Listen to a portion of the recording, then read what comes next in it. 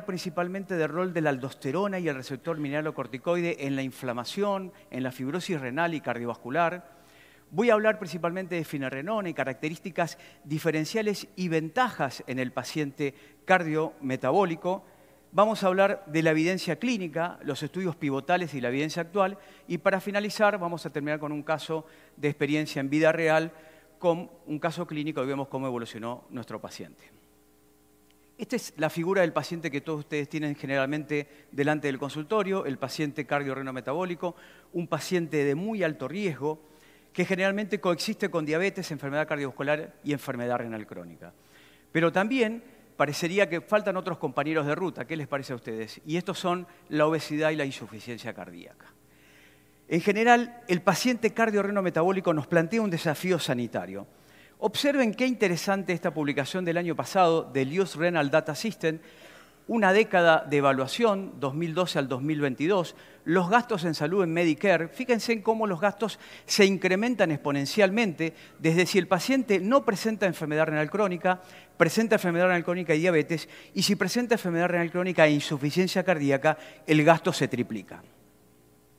Pero también nos plantea un desafío epidemiológico. Fíjense en la fuerte superposición epidemiológica de los trastornos cardiovasculares, renales y metabólicos. Vemos estudios en el margen superior izquierdo como el estudio TOPCAT con espironolactona, vemos estudios al costado con el Paragon con sacubitrilo valsartán, vemos estudios como el DELIVER con dapaglifosina y el estudio Fine Arts Heart Failure. Los 4 estudios muestran superposición de todos estos contenido, digamos, metabólicos, diabético, enfermedad cardiovascular aterosclerótica y enfermedad renal crónica. Fisiopatológicamente, el síndrome cardiorrenometabólico comienza ahí con una estrellita que es la obesidad abdominal. Esta provoca principalmente no solamente compresión renal, sino también aumento del sistema nervioso simpático, sumado a dislipemia, lipotoxicidad, hiperglucemia, resistencia a la insulina, disfunción endotelial, estrés oxidativo e inflamación crónica, pero se destaca 2 puntos. La primera es la activación del sistema renina-angiotensina-aldosterona y la otra es la activación del receptor mineralocorticoide tubular. Todo esto va a llevar a aumento de la reabsorción de cloruro de sodio, que llevará obviamente a esta alteración del feedback de la mácula densa que todos ustedes conocen, llevando también a remodelado microvascular, a hipertensión, a fibrosis, especialmente túbulo intersticial, y que finalmente va a provocar daño renal y enfermedad cardiovascular. La aldosterona es en algún punto producida a través de varios estímulos. Uno de ellos es la ACTH, la glándula pituitaria de hipófisis. La otra es el incremento de la concentración sérica de potasio. Y la otra es la angiotensina 2. Esto va a actuar sobre la zona glomerulosa de las glándulas suprarrenales y va a tener efecto principalmente en varios órganos que tienen receptores de mineralocorticoides, como son el corazón, el riñón e incluso el hígado. Si nos ponemos a ver cuál es el papel que ocupa y esta sobreactivación del receptor mineralocorticoide va a provocar principalmente un aumento de incremento de los genes, especialmente de expresión de la NAP oxidasa, citoquinas proinflamatorias y mediadores profibróticos que en algún punto van a provocar inflamación y fibrosis con secundario daño renal, objetivado principalmente por el daño glomerular, la proteinuria, la injuria tubular, la reducción del flujo sanguíneo, la injuria renal, pero también daño vascular. Y eso lo vamos a referir a continuación, especialmente el daño que produce a nivel del endotelio. Provoca remodelado microvascular, difusión endotelial e incremento de la rigidez vascular. A nivel cardíaco, la aldosterona va a tener impacto, va a provocar hipertrofia miocárdica, remodelado ventricular y fibrosis, reducción del flujo sanguíneo coronario, isquemia, infarto e injuria miocárdica. Pero también hay un mecanismo del exceso de aldosterona que está relacionado con la obesidad. Y aquí vemos cómo el tejido adiposo, principalmente el tejido adiposo blanco, va a actuar aumentando el nivel de leptina. Esta hiperleptinemia va a provocar principalmente también acción sobre las glándulas suprarrenales, sobre la zona glomerulosa, provocando aumento de la secreción de aldosterona. Por lo tanto, la leptina es un nuevo regulador de la secreción de aldosterona que actúa directamente en la corteza suprarrenal para aumentar la expresión de la aldosterona sintasa y con esto la producción de aldosterona. Pero dijimos algo, ¿no? La aldosterona es esencial para la vida, pero es perjudicial para el endotelio vascular. Vamos a observar los diferentes cambios que produce la aldosterona a nivel del endotelio. Aumenta la expresión de moléculas de adhesión como ICAM y BCAM y citoquinas proinflamatorias. Lo que hace es disminuir la glucosa 6-fosfato deshidrogenasa, disminuyendo con esto la producción del óxido nítrico, sabemos que es un protector endotelial, pero también aumenta la NAP oxidasa, aumentando las especies reactivas del oxígeno. Esto va a provocar que los efectos de la aldosterona se centren en la inflamación, en la vasoconstricción, en el estrés oxidativo y en la fibrosis. Por lo tanto, a nivel endotelial, lo que hace la aldosterona es alterar el tono vascular, provocar inflamación sistémica y vascular, dar remodelado vascular y dar aterosclerosis temprana. Sobre esto podemos quizás conversar en el momento de algunas preguntas. Pero claro, si a esto le sumamos que el endotelio en el paciente con enfermedad renal crónica está alterado y principalmente es el que contribuye al desarrollo de complicaciones cardiovasculares en el paciente con enfermedad renal crónica. Esta disfunción endotelial se puede observar en tanto pequeñas como grandes arterias y particularmente existe una alteración de la vasodilatación mediada por flujo, que es obviamente lo que se relaciona principalmente con el deterioro del daño renal. Aquí hay un poco una figura que trata de ejemplificar esto.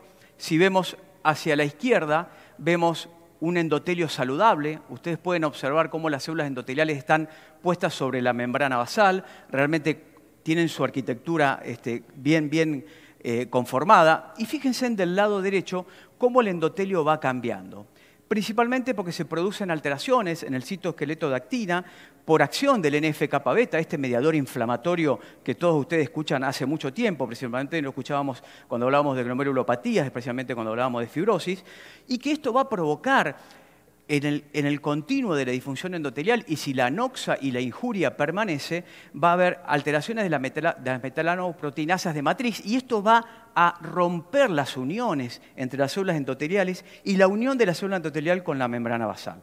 Así que fíjense en cómo realmente el endotelio en el paciente con enfermedad renal crónica está alterado y que al fin y al cabo es lo que generalmente uno pasa por alto.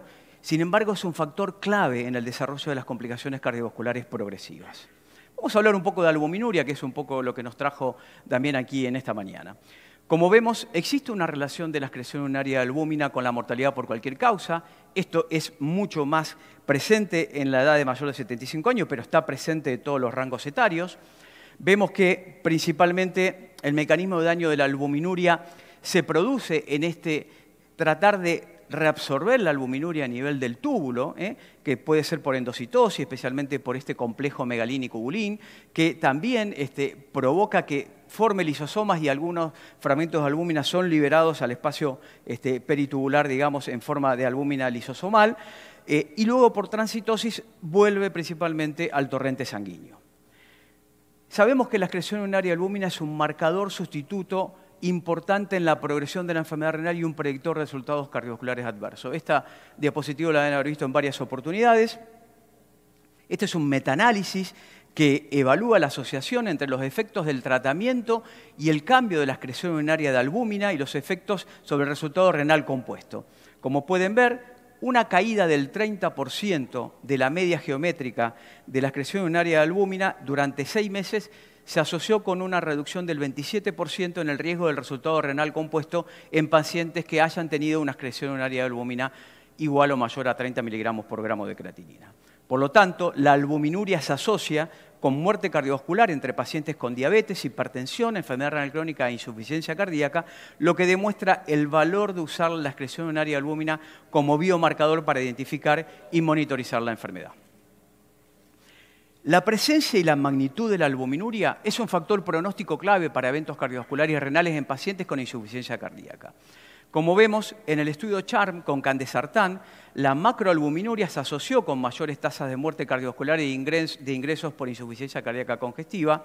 En el estudio TOPCAT, la albuminuria también se asoció con un mayor riesgo de diversos resultados como mortalidad cardiovascular, hospitalización por insuficiencia cardíaca o todas las causas de mortalidad.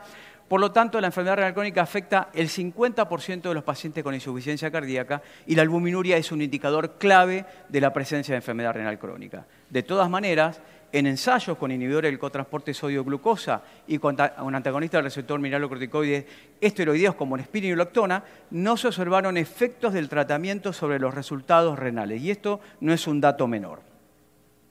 Veamos ahora un poco localizándonos en el mapa de calor de Cadigo, cómo descender 30% de la albuminuria haría que nuestro paciente vaya pasando de categoría, llegando de severo a moderado, y con esto disminuir especialmente el riesgo de progresión y el riesgo de eventos cardiovasculares. Nosotros los nefrólogos hemos pasado a tener un manejo de la enfermedad renal crónica en los pacientes con diabetes orientada al riesgo cardiovascular. Principalmente, la principal objetivo es disminuir el riesgo de progresión, y esto se logra principalmente cuando uno usa terapias combinadas que tengan un beneficio absoluto en el tratamiento. Sabemos que son 3 escenarios que tenemos: las alteraciones metabólicas, las alteraciones hemodinámicas y las inflamatorias, donde estos 4 grupos de drogas que ustedes ya conocen, les denominamos los 4 fantásticos, un poco parafraseando a nuestros amigos los cardiólogos, que ellos tienen los 4 fantásticos, nosotros también, donde los antagonistas del receptor mineralocorticoide no esteroideos se caracterizan principalmente por el efecto que tienen sobre la inflamación y la fibrosis y sobre la disminución de la presión arterial. De eso vamos a hablar, y sobre la disfunción endotelial. El riesgo renal está todavía muy alto en pacientes con diabetes. Vimos en el estudio Renal con losartán que todavía el riesgo era muy elevado, también en el estudio IDNT con irbesartán, en el estudio Credence con canaglifosina y en el estudio DAPA-CKD con dapaglifosina, el riesgo residual seguía siendo alto. Necesitábamos un grupo terapéutico de drogas que mejorara y disminuyera aún más este riesgo.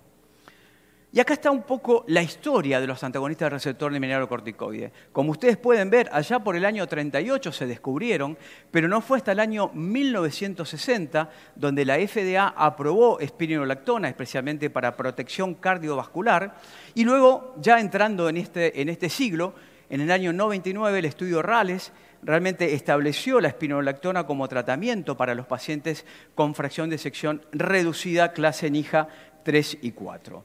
Luego vino el estudio Ephesus con eplerenona, que también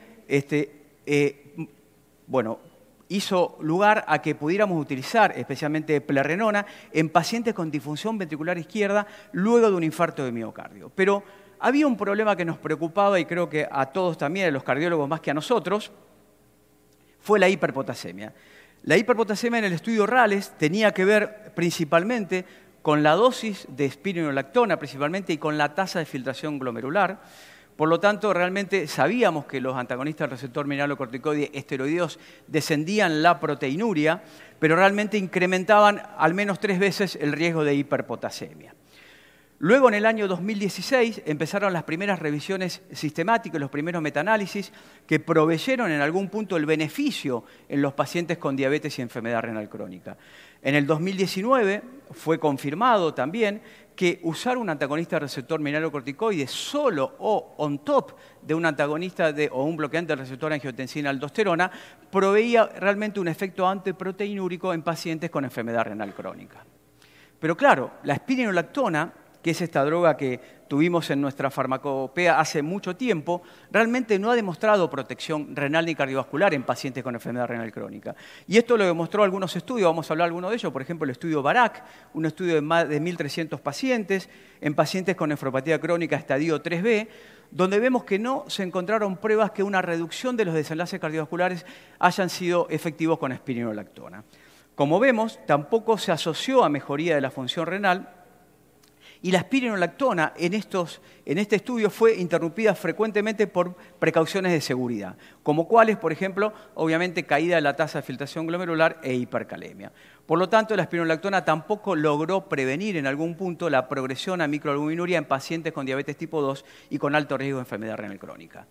Recientemente, el estudio Alchemis es un estudio que usó espironolactona 3 veces por semana, 25 miligramos, en pacientes en hemodiálisis. Tampoco redujo el riesgo del criterio de valoración secundario cardiovascular compuesto, que era el primer evento adjudicado de este triple MACE, que ustedes ya conocen, este agrupado de muerte cardiovascular, IAM no fatal y ACV no fatal. Así que no hubo respuesta favorable de espironolactona. Por lo tanto, entramos en esta generación de nuevos bloqueantes de receptor mineralocorticoide. Tenemos los de primera generación, los de segundo y la de tercera. Principalmente, como ustedes pueden observar en el margen superior, al principio hablamos de selectividad por el receptor mineralocorticoide. Ustedes pueden ver que la selectividad A medida que fue avanzando, la generación fue aumentando. Eplerenona tenía una mejor selectividad que espironolactona y finerenona fue aún mejor. Vemos la afinidad por los receptores de andrógeno y progesterona, responsable de muchos de los efectos adversos que llevaban a que nuestros pacientes discontinuaran el tratamiento, y también los efectos realmente sobre el eje gonadal adversos, especialmente la impotencia, las irregularidades menstruales. Incluso los efectos indeseables como la hipercalemia, como ustedes pueden observar en la línea inferior, van disminuyendo a medida que el bloqueo del receptor mineralocorticoide ha ido avanzando. Finerenona en algún punto es un bloqueante selectivo no esteroideo. Principalmente recordemos que cuando la aldosterona estimula el receptor mineralocorticoide, esto va a actuar sobre la regulación de la inflamación y la fibrosis a nivel glomerular, podocitario, célula mesangial y especialmente macrófagos, a nivel intersticial, a nivel del macrófago y los fibroblastos, pero también, no nos olvidemos, la acción homeostática a nivel del túbulo contorneo distal de la excreción de potasio. Lo que hace finerenona en algún punto tener un efecto antiinflamatorio y antifibrótico, principalmente porque induce un cambio conformacional en el receptor mineralocorticoide que es diferente del cambio observado con otras hormonas esteroideas o otros antagonistas del receptor mineralocorticoide esteroideos. Por lo tanto, esto bloquea el reclutamiento de cofactores de células específicas. Bueno, ¿y cuál es la evidencia de finerenona? La verdad es que es apabullante.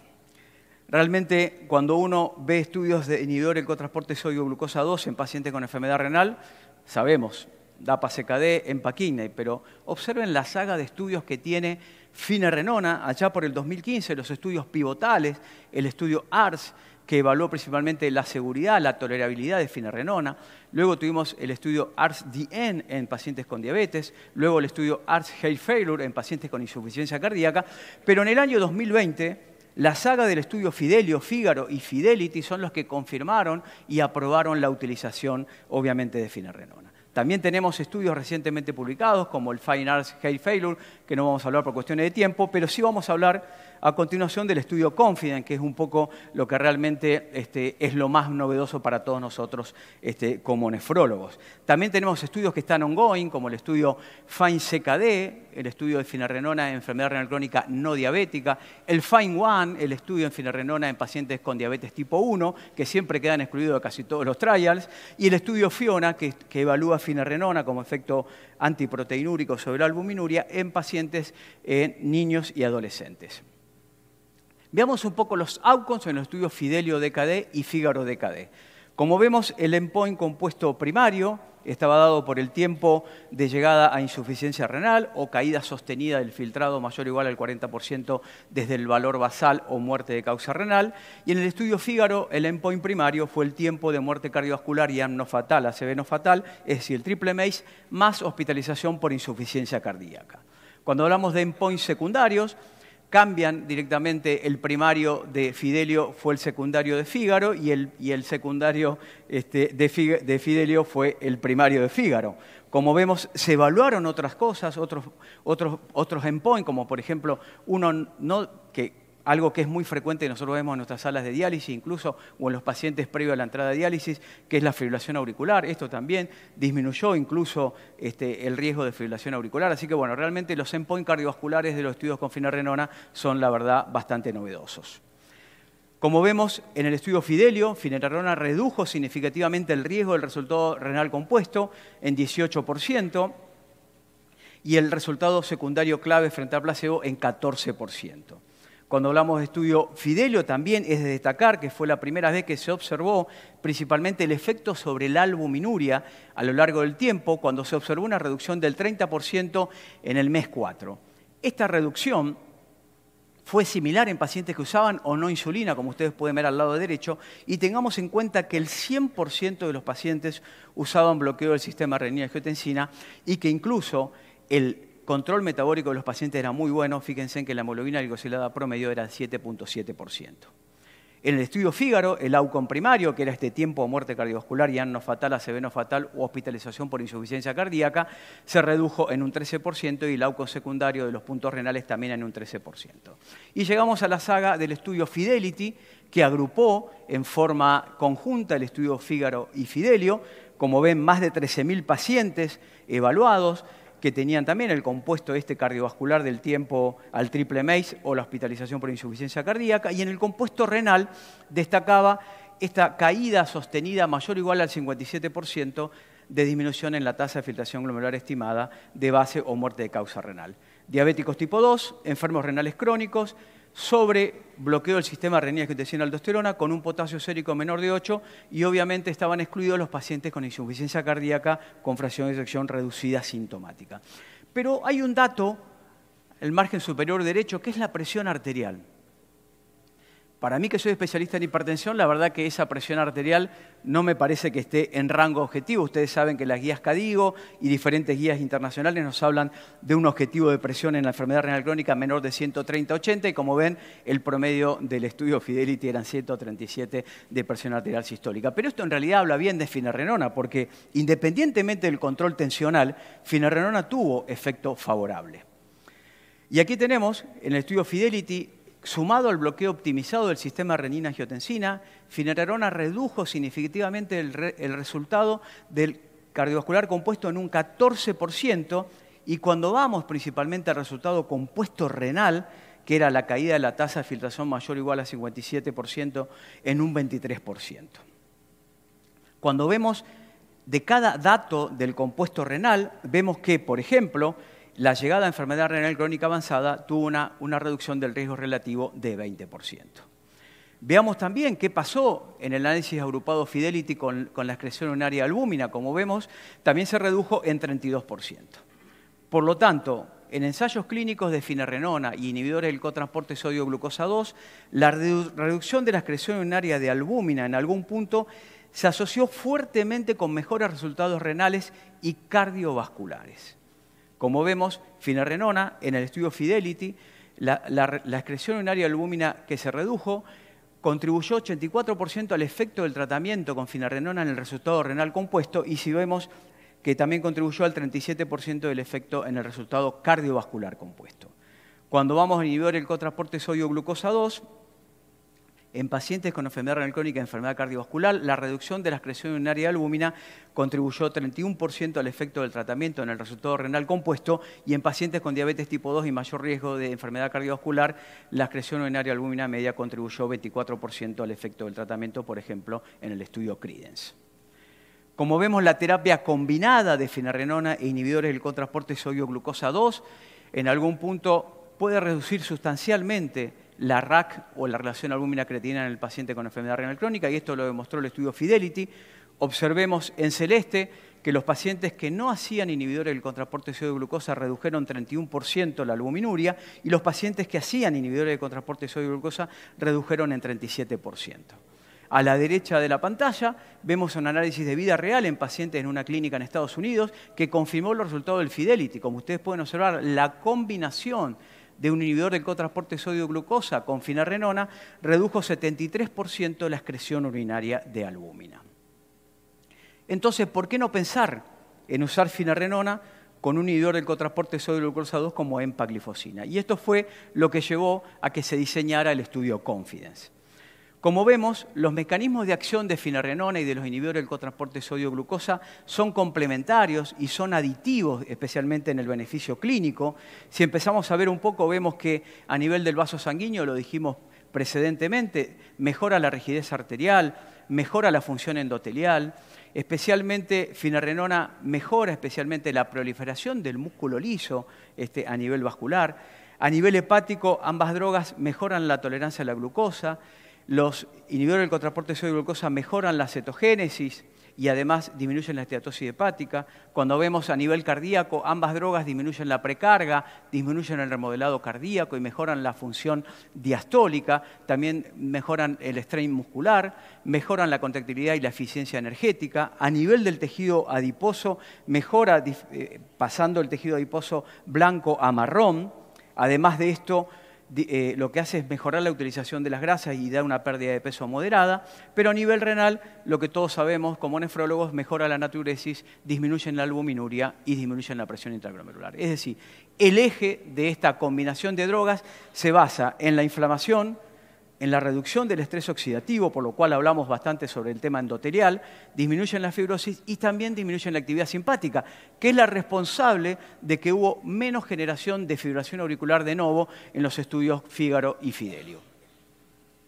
Por eso se diseñó el estudio Confidence. El estudio de Confidence fue un estudio de grupos paralelos, fase 2, doble ciego, con 3 ramas de estudio, para evaluar la eficacia y seguridad de finerenona sumado a empaglifosina, comparado solo con finerenona o empaglifosina en en personas con enfermedad renal crónica y diabetes tipo 2. 3 ramas de estudio. Aquí vemos los criterios de inclusión: pacientes con igual o mayor de 18 años de edad, con una tasa de filtración entre 30 y 90 mililitros por minuto, con una excreción urinaria de albúmina mayor a 100 y menor a 5.000, con un control metabólico adecuado de su diabetes, una glicosilada al menos menor de 11%, y que clínicamente tengan dosis máxima tolerada de un IECA o un ARA2 al menos un mes antes del screening de los pacientes. Además, los criterios de exclusión, ya lo dijimos: diabéticos tipo 1, los pacientes que al día 1 de la visita tenían una presión arterial mayor a 160/100 o una sistólica menor de 90, eran excluidos, el potasio mayor a 4.8, una clase funcional de la NIJA de fracción de sección reducida 3 y 4, o que hayan estado con tratamiento con un inhibidor de cotransporte de glucosa o finerenona previamente. El objetivo primario de este estudio fue el cambio en la albuminuria desde el inicio del estudio al día 180 y compararlo la combinación versus empaglifosina y la combinación versus finerenona. Y los objetivos secundarios fueron los cambios relativos en la relación albúmina-creatinina, principalmente entre el fin del tratamiento y 30 días después de la última visita del protocolo, entre valores basales y 30 días post terminación del protocolo, y diferentes categorías: 30, 40 y 50% a los 180 días. También hubo objetivos secundarios a seguridad, como cambios en la tasa de filtración glomerular a lo largo del estudio, inicial y a largo plazo, injuria renal aguda, eventos especialmente adversos asociados al tratamiento, como hipercalemia, hipotensión sintomática o eventos micóticos genitales. Aquí vemos un poco las características de la población del estudio Confidence. Vemos 75% eran hombres, 25 mujeres, una mediana de edad de 66 años, un BMI, un índice de masa corporal promedio de 29, con un filtrado promedio de 54 mililitros por minuto y un RAC medio de 579, un buen control metabólico, como dijimos, y un potasio sérico promedio de 4.5. Y es de destacar el historial médico de los pacientes, ¿no? 88% de los pacientes tenían hipertensión, 28% habían tenido un evento cardiovascular y 16% tenían retinopatía diabética. Y como dijimos, la comedicación que recibían, casi 100% usaban bloqueantes del sistema renina-angiotensina, como lo dicen las guías, y además usaban GLP-1 aproximadamente un 23%. Vamos un poco a los resultados. El inicio simultáneo de finerenona y un inhibidor de cotransporte de sodio-glucosa como empaglifosina llevó a una reducción aditiva en la relación albúmina-creatinina de hasta 52% en pacientes con enfermedad renal crónica y diabetes. Como vemos, la caída principal fue al día 14. Fíjense que ya hubo una reducción del 30%, confirmándose el día 180 52% de reducción. Este beneficio es consistente principalmente, y esto lo que hizo que incluso cuando se suspendieron los fármacos, la relación albúmina-creatinina aumentó, pero se mantiene debajo de los valores basales en todos los tratamientos. Eso significa que al menos 6 meses de tratamiento fueron suficientes para tener un poder especialmente antifibrótico y antiinflamatorio. La declinación inicial de la tasa de filtración glomerular es algo que también realmente nos preocupa. Creo que los nefrólogos hemos aprendido a no temerle tanto a este punto, y vemos cómo realmente la combinación del tratamiento, o sea, empaglifosina más finerenona, produjo una caída de la tasa de filtración glomerular que luego aproximadamente en el día 30 se va recuperando, pero cuando se finaliza el estudio, como ustedes pueden ver, luego de suspendido a los 30 días, la tasa de filtración vuelve a su valor habitual. Como vemos en la rama combinación, hubo una caída de la tasa de filtración mayor o igual al 30%, pero como dijimos y se ve en las curvas, luego hay una recuperación. El perfil de seguridad realmente es muy importante y es similar al de finerenona y empaglifosina en forma individual. Como vemos, menos del 5% de los eventos adversos llevaron a discontinuar el tratamiento. Además, la incidencia especialmente de eventos adversos, incluyendo los relacionados con mortalidad, fueron también muy bajos. Pero el problema, ¿cuál era? El problema es la hipercalemia, ¿no? Siempre es algo que nos preocupa. Y veamos qué pasó con la hipercalemia. Vemos principalmente que en la rama combinación, fíjense en que incluso el porcentaje de pacientes que tuvieron algún episodio de hipercalemia fue menor en la rama combinación que en la rama solo finerenona. Y vemos que la tasa de discontinuación por hipercalemia fue baja para todos los grupos, es decir, menor del 1%. Y que también los niveles de potasio vuelven a valores basales a los 30 días luego de suspender el tratamiento. Y cuando hacemos un subestudio o una subevaluación de los diferentes valores de potasemia, menor de 5,5, entre 5,5 y 6 y más de 6, como vemos, realmente en la combinación siempre hay una superioridad en cuanto al nivel de potasio. 70% de los pacientes que iniciaron simultáneamente finerenona y empaglifosina alcanzaron la reducción mayor o igual al 30% de la relación albúmina-creatinina que realmente recomiendan las guías, especialmente la Asociación Americana de Diabetes. Y esto realmente es muy relevante.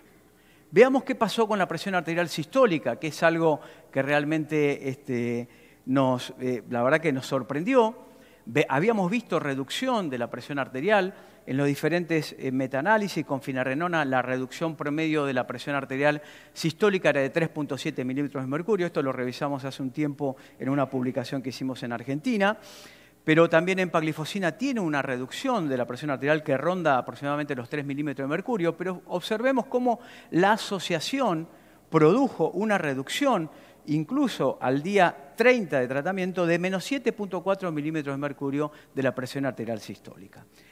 Esto abriría un abanico de posibilidades. Uno diría, ¿lo podemos tomar como un antihipertensivo? Bueno, creo que no, pero creo que ayuda y mucho en el tratamiento de nuestros pacientes, que son frecuentemente resistentes al tratamiento y que realmente a veces son pacientes de muy difícil control en cuanto a su presión arterial. Veamos entonces un resumen de los principales hallazgos de eficacia y seguridad, ya un poco entrando en la finalización de esta presentación. Como vemos, el inicio simultáneo de finerenona y un inhibidor de cotransporte de sodio y glucosa 2 llevó a una reducción temprana y aditiva en la relación albúmina-creatinina. Se alcanzaron ambos desenlaces primarios, 29% mayor reducción de la relación albúmina-creatinina al día 180 en la terapia combinada cuando se lo compara con finerenona y 32% más en la combinación cuando se lo compara con empaglifosina y, como vimos, 30% de reducción al día 14, 52% de reducción al día 180. Y como dijimos, realmente cuando se inician simultáneamente el perfil de seguridad tanto de finerenona como de empaglifosina es consistente en el uso individual. Los eventos adversos serios, la verdad que no fueron de jerarquía.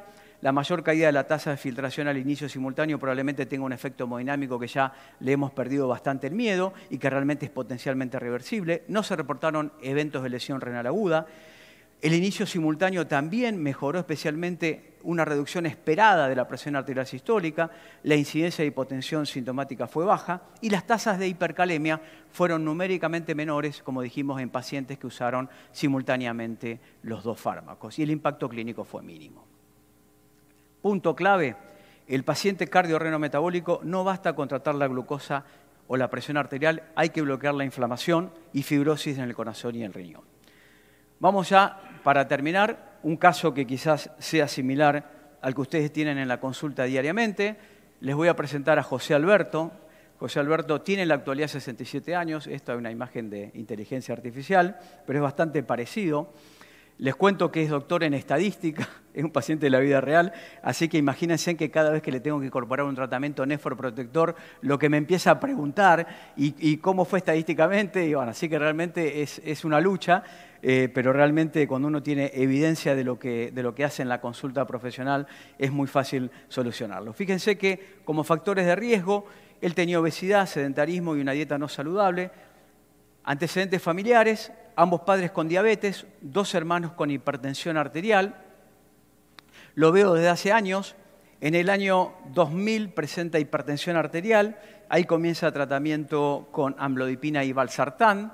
En el año 2010 se presenta con hiperuricemia y con un episodio de gota, por lo cual comienza tratamiento con halopurinol en ese momento.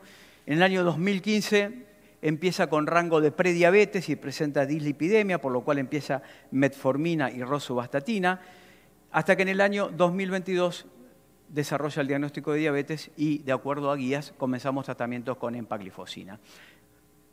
Desde el año 2010 en adelante, José Alberto ha presentado analítica de paciente con diagnóstico de enfermedad renal crónica. Veamos un poco el laboratorio de José Alberto. Como vemos, su creatinina, que está en amarillo, va subiendo con un pico máximo en el año 2015, luego fue descendiendo. En ese momento había hecho una reducción, una dieta, había bajado su peso corporal. Ven que el potasio se estuvo manteniendo, generalmente en el rango entre 4 y 5. Como debía ser, año 2000, no estaba en las guías, el paciente solo tenía hipertensión. No recomendábamos hacer screening de albuminuria en pacientes con hipertensión, así que no tenemos datos de esa albuminuria. Ya en el año 2010 ya teníamos una microalbuminuria medida en orina de 24 horas. Ya en el año 2015 teníamos un RAC medido por miligramos por gramo de creatinina de 350 y vemos que en el 2022 el cociente albúmina-creatinina estaba alrededor de 103 miligramos por gramo de creatinina.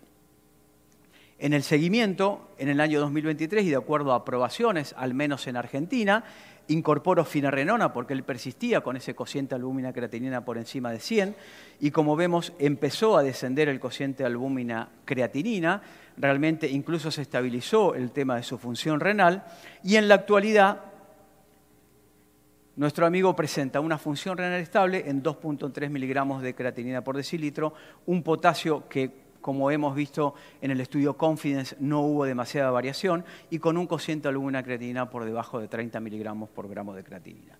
También podríamos decir, ayer la doctora Soler nos mostró algunos datos que ustedes también saben, que el riesgo especialmente del cociente albúmina-creatinina elevado comienza incluso con rangos de 5 miligramos por gramo de creatinina. Pero creo que lo que se logró en este paciente fue demasiado.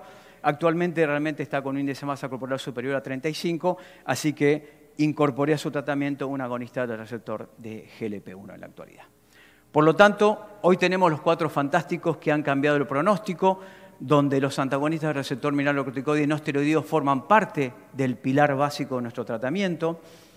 Además, pasamos de esta imagen del desierto, con lo que yo llamo el oasis, y todo esto pasó tan rápidamente en solo una década. 2014, recuerden, publicación del estudio EMPA-REC, 2021, la saga de los estudios con finerenona y 2024, los resultados del estudio FLOW. Las guías clínicas, obviamente, han incorporado en el manejo de los pacientes con enfermedad crónica y diabetes estos 4 pilares que todos ustedes conocen, así que no vamos a hablar de ello. Por lo tanto, quiero dejarle como comentarios finales que la finerenona cambió el destino cardiorrenal de la diabetes y la enfermedad renal crónica. Mensajes para llevarse al consultorio o a su casa. La aldosterona es un eje clave en el daño cardiorrenometabólico y finerenona reduce el riesgo renal y cardiovascular más allá del tratamiento estándar. Tiene menor riesgo de hiperpotasemia comparado con antagonistas del receptor mineralocorticoide no esteroideos clásicos. Además, el efecto preciso en pacientes con diabetes y enfermedad crónica que tienen riesgo residual. El futuro está en la combinación finerenona con un inhibidor de cotransporte de sodio y glucosa, y esto fue visto en el estudio Confidence. Y por último, no es reemplazo, sino que es complemento de terapias actuales en el paciente cardiorrenometabólico. Y solo unas preguntas para el presente y el futuro. La primera es, ¿estamos utilizando todo el potencial del bloqueo mineralocorticoide en nuestra práctica clínica? Y la segunda es, ¿cuál será el lugar futuro de los inhibidores de la sintasa de aldosterona? Muchas gracias. Bueno, estamos en tiempo, pero tenemos tiempo para un par de preguntas. ¿Alguien que quiera preguntar algo sobre esta presentación? ¿O quedaron todos? ¿Alguien han tenido experiencia con el uso de finerenona? Levanten la mano los que ya la han utilizado. Bien. Y ven algo parecido al Confidence, supongo, ¿no? Bien. ¿Han tenido que suspenderlo? ¿Querés una pregunta? Bien. ¿Le alcanzás un micrófono, por favor?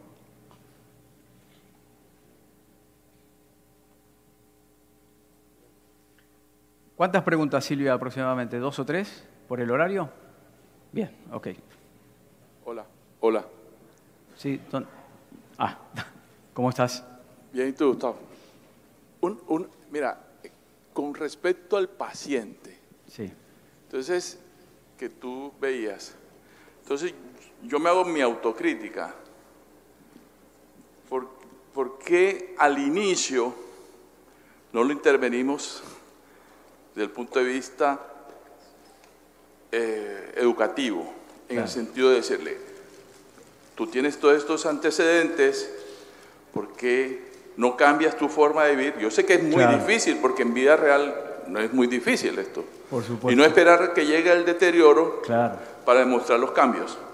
Entonces, el mensaje que yo quiero decir, y mi automensaje, es que debemos ser inflexibles con los pacientes y decirle, te va a pasar esto si tú no haces esto. Era una historia cantada. Porque era una historia cantada. Seguramente. Eso es un pequeño comentario. Es muy interesante lo que decís. El año pasado se publicó, la Sociedad Internacional de Nefrología publicó esta cuestión de qué pacientes lograban los objetivos, y realmente la educación relacionada al estilo de vida, la verdad que muy poco, a veces no lo hacemos en la consulta, vamos a hacer la verdad, por ahí ponemos énfasis, pero si el paciente dice, no, mire, no lo voy a hacer, medio que vamos directamente a los fármacos, pero creo que realmente las modificaciones del estilo de vida y la dieta, obviamente, son pilar del tratamiento y lo muestran todas las guías que tenemos a disposición.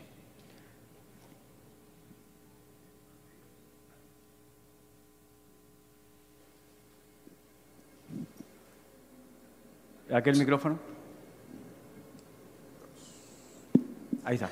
Buenos días. Excelente charla, Gustavo. Muchas gracias. Más que pregunta, dos comentarios. Primero, por ejemplo, en mi país, en República Dominicana, la dieta alta en potasio, o sea, tenemos alimentos de mucha frecuencia en la dieta del dominicano alta en potasio. Y creo que no nos detenemos un poquito en explicarle al paciente la restricción de esos alimentos cuando vamos a utilizar medicamentos que pudieran tener como efecto secundario elevación del potasio. Creo que ahí tenemos que hacer un poquito más de